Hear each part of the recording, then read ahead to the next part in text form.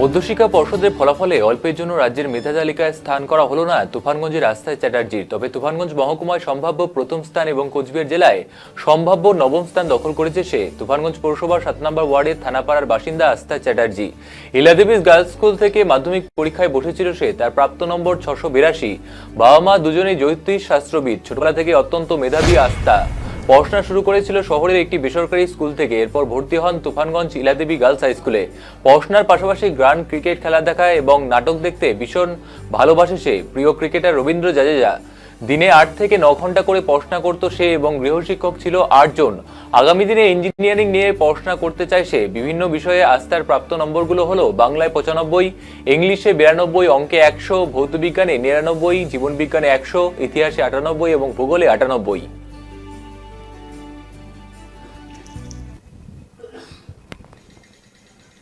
এই রাজ্যে দ্বাদশ এবং মহকুমায় সম্ভাব্য প্রথম, কেমন লাগছে?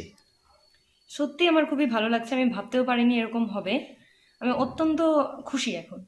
মানে এর থেকে কি আরো ভালো আশা করেছিলে? হ্যাঁ, এর থেকে ভালো আশা করেছিলাম, কিন্তু সেটা হয়নি। কোন স্কুল থেকে কোথায় কোথায় পড়াশোনা করেছিলে? আমি তুফানগঞ্জ ইলাদেবী গার্লস হাই স্কুলের ছাত্রী। এছাড়া আমি চণ্ডী কোচিং সেন্টারেও পড়াশোনা করেছি এবং অন্যান্য যারা আমার গুরু এবং শিক্ষকেরা এবং সর্বোপরি আমার বাবা এবং মা আমাকে সব দিক থেকে সাহায্য করেছে। প্রথমেই কোন স্কুলে পড়াশোনা করেছিলে? প্রথমে আলোকতীর্থ কিন্ডারগার্টেন। তো ওখান থেকেই ইলাদেবী স্কুলে।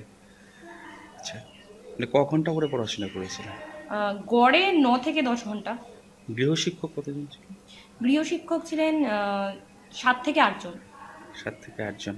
মানে এই যে ফলাফল, এর কৃতিত্বটা কাকে দিতে চাইছো?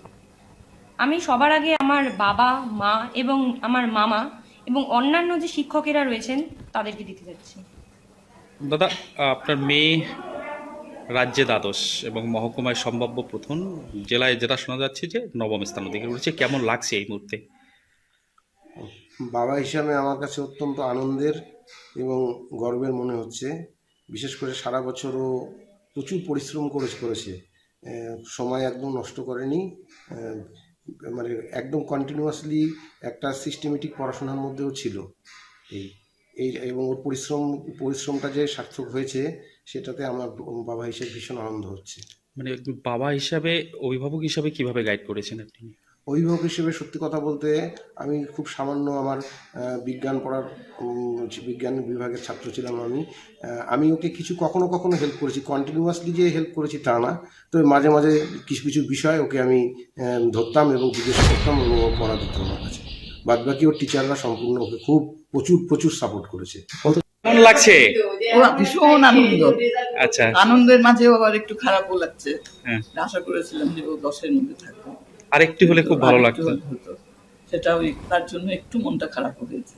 ছোটবেলা থেকে আপনাকে সবসময় পাশে পেয়েছে আমাদের বাড়ির প্রত্যেককে। আচ্ছা, আমাদের বাড়ি আমার হাজবেন্ড এর ছোটদা বলে ডাকে। এর ছোটদা বলতে পাগল। গিয়ে দেখা না করে আসার সময় হ্যান্ডশেক না করে আসতো না, এখনো পর্যন্ত ওর এই অভ্যাস আছে। আপনার সকলে ভীষণ খুশি? হ্যাঁ, ভীষণ খুশি আমরা বাড়ির সবাই।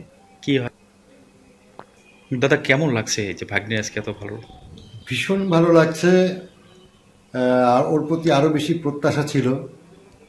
আশা রাখছি আগামী দিনে তাই ভালো ফল করবে। আচ্ছা, ছোটবেলায় তো শিক্ষক আপনি ছিলেন আপনার স্কুলের? ছোট, হ্যাঁ, আমার আলোকতীর্থের ও স্টুডেন্ট, কিন্তু তারপর তো টিউশনের ব্যাপারে এবং গাইডের ব্যাপারে ওর বাবা মা যেমন ছিল, আমি সবসময়ের জন্য, কেন ও আমার কন্যা সন্তানই বলতে গেলে, ঠিক আছে? তা সেদিক থেকে তো সবসময় ওর সঙ্গে ছিলাম, আছি এবং আগামীতেও থাকবো।